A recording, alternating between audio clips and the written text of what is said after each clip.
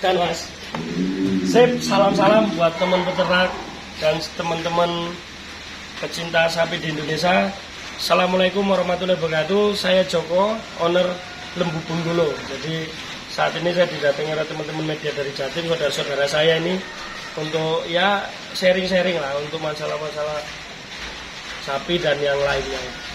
Jadi mungkin ada yang mau di sharing-sharingkan, nanti kita bisa tanya jawab di sini ya Mas ya. Iya. Mas mau maaf ini Mas, ini kan sapi-sapi kondisinya lagi hujan ya. Iya. Jadi saat ini kan udah kita lihat ininya ya. Iya. Jadi sementara biar kita masukkan dulu gitu Mas. Oke. Jadi Tidak kita apa-apa. nanti ngobrol sharing untuk bab lainnya ya Mas. Nah, Oke. aman kan? Siap. Ya, jadi gimana Mas? Ini jauh-jauh dari Jatim, Jan. Iya. Mantep lah, ada yang dari Jember ya Mas. Iya. Apa ini Pak Beta dari Jember, dari Tulungagung, dari Blitar, dari mana Mas? Jos lah pokoknya. Jadi Perlawanan ini. pokoknya perlawanan pokoknya untuk menyemarakan insya Allah ada rezeki di kontes Jateng nanti. Bismillah. Kemudian siap ya Pertanyaan Mas. Iya Mas. Kalau diizinkan tahu, Mas Joko itu mulai tertarik untuk beternak sapi itu sejak kapan? 3 tahun yang lalu Mas. 3 tahun yang lalu. Di saat mata saya terganggu dengan orang tua yang seharusnya udah nggak bekerja tapi dia bekerja. Kerja berat tapi usia 60, 65, 70 tahun itu masih ngangkati bata-bata merah. Di situ pandangan saya terganggu. Di situ saya mulai berpikir, apa yang mau saya buat ini? Untuk membantu mereka, menolong mereka supaya mereka dapat hasil, tetap produktif, tapi tidak bekerja keras gitu loh. Nah dari situ saya ternak. Kalau saya bikin pabrik kan nggak mungkin, mereka nggak bisa kerja. Saya bikin kantor ya hukuman, ya kan? Jadi intinya saya ternak. Dengan ternak itu saya minta mereka untuk tanam rumput. Nanti rumput yang mereka tanam begitu udah panen dijual ke saya untuk jadi pakan ternak saya gitu mas. Pada waktu itu. Jadi bukan saya awalnya senang ke sapi dan gimana itu tidak bukan. Jadi memang ada yang mengganggu di pandangan mata saya di saat saya melihat orang-orang yang di usianya 60 sampai 70 tahun atau 50 ke atas yang udah susah itu masih ngangkati bata merah dari bawah yang seharusnya mereka sudah istirahat. Makanya kan dari situ saya termotivasi gini, nyampaikan kepada teman-teman itu, bekerjalah kamu di saat bekerja, istirahatlah kamu di saat istirahat. Jangan bekerja di saat istirahat, jangan istirahat di saat bekerja. Maksudnya gitu, mumpung kita masih kuat, mumpung kita masih muda, mumpung kita masih bisa berpikir, kerja, berpikir, berkreasi, ya kan? Jadi begitu kita udah tua, wayanya istirahat, kita udah nggak kerja, kita istirahat, udah tinggal nunggu hasil. Ini kadang-kadang kan teman-teman nggak. Kadang-kadang anak-anak muda sekarang itu saya juang gitu. Di saatnya dia bekerja main game, apalagi dikurangi itu game, ya kan? Main game dikurangi apa, dia tetap berkreasi, ya kan? Punya intelektual yang tinggi. Jadi di saat nanti di hari tua, dia udah nggak pusing lagi untuk bekerja. Dia itu masih apa? Udah punya ini sendiri, udah punya pengetahuan sendiri. Bentar ya mas, saya tak sambil dilihat nggak apa-apa. Oke. Udah. Caranya mereka berkomunikasi dengan sapi itu agak kurang, belum terlalu menguasai. Jadi kadang-kadang saya turun tangan sendiri. Saya kan pawang. Jadi itulah mas. Makanya saya waktu ditanya kapan Mas Joko itu senang sama sapi ya, di saat ada yang mengganggu di pandangan mata saya itu, orang-orang tua yang seharusnya udah istirahat sama anak kerja, yang harusnya udah duduk manis kan, nungguin anak cucu, nggak ada hasilnya malah. Di situ saya ingin memberikan pekerjaan ke mereka dengan cara yang ringan. Kan ngarit nggak susah mas, ya kan, bebas ngarit apa dapat habis itu nanti setelah itu dijual kemari dengan 500 rupiah per kilo ya. Nah itulah mulainya saya terbentuk di peternakan atau kandang ini ya. Jadi sampai saat ini merambah ke wisata-wisata edukasi yang ada di Lembu Bengkulu ini.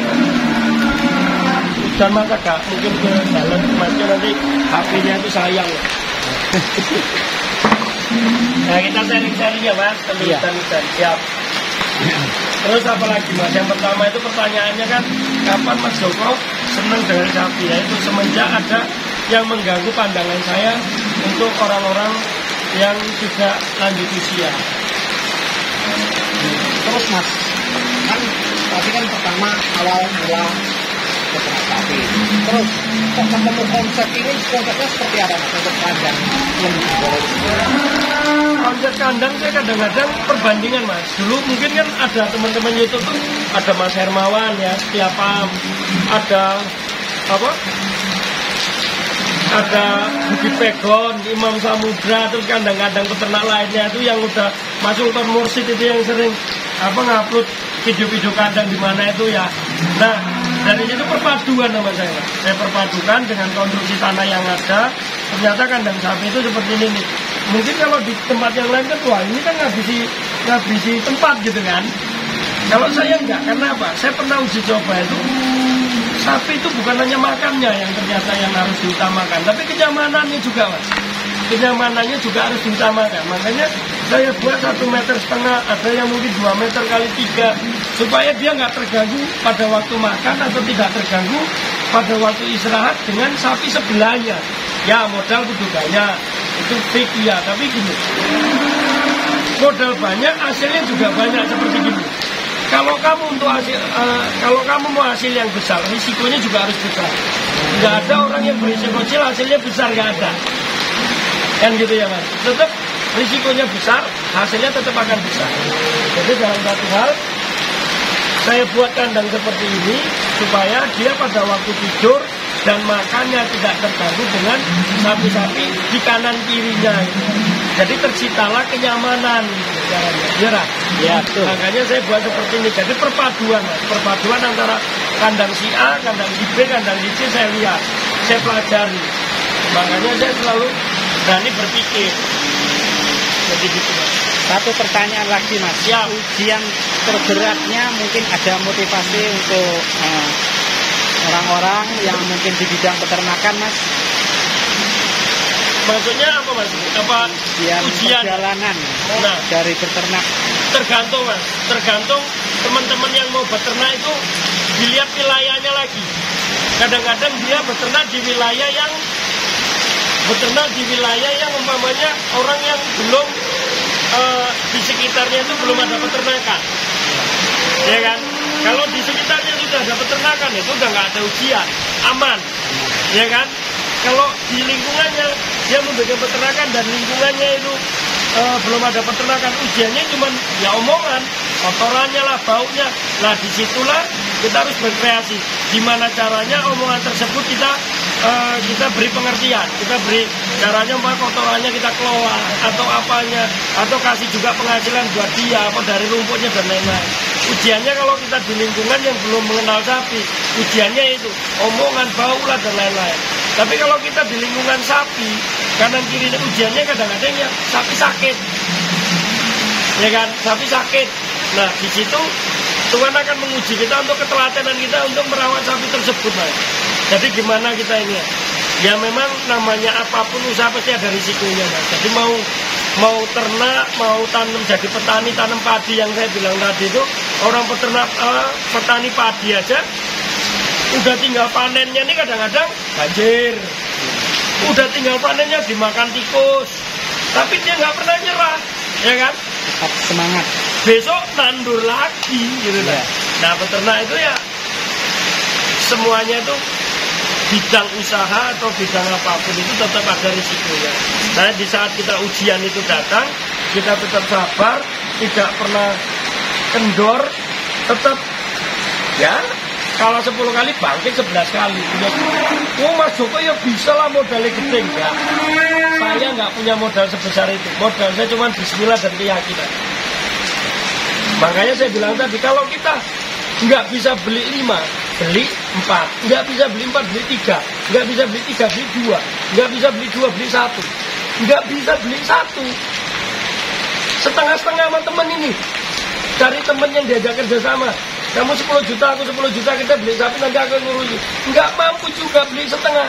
Gado tau nggak Mas? Iya. Gado itu orang suruh beli, kita yang ngerawat. Nanti ada hasilnya dibagi. Namanya peternak butuh kesabaran. Berapa tahun ada hasilnya, kita beli sendiri. Gitu loh Mas. Bahasanya seperti itu. Jadi intinya tetap semangat, jangan berhenti. Anggap kita itu petani padi, mau hama, mau kebanjiran, besok nanam lagi. hari ini mau PMK, mau LDN, apa itu penyakit yang baru, bisul dan apa itu, kalah. Ya besok beli lagi. Kalau kita beli 20 juta ternyata kena PMK dijual 5-10 juta, berikan pedetan, dirawat dengan sabar. Insya Allah nanti yang tadi kalah 10 juta akan kembali. Itu menangnya peternak. Kalau kita rawat, Tuhan nggak akan. Yang Tuhan juga, Allah itu juga ngerti lah, melasi, duit-duitnya 20 juta udah diujingin terus sampai. Tapi karena kita keteguhan hati kita, pasti akan ada rezeki dari mana. Amin. Ya kan?